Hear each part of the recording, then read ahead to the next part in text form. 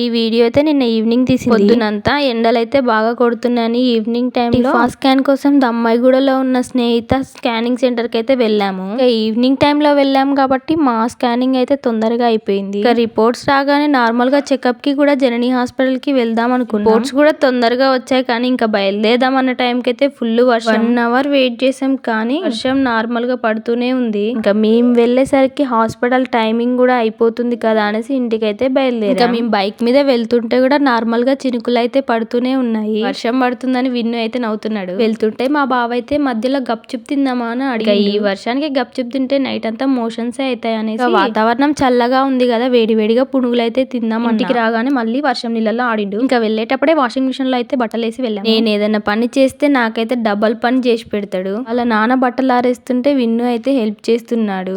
ఇంకా లాస్ట్ లో అమ్మ వచ్చిందని వాళ్ళ నాన్నకి సైగ చేసి చెప్తున్నాడు. ఈ రోజు సాటర్డే కాబట్టి మా బావ అయితే అన్నం తినడు. ఇంట్లో దోశ పిండి ఉంది కదా అని ఇంకా ముగ్గురం అయితే దోశ తిని నైట్ పడుకున్నాం. ఇంకా ఇంతే అండి వీడియో. నచ్చితే లైక్ చేయండి.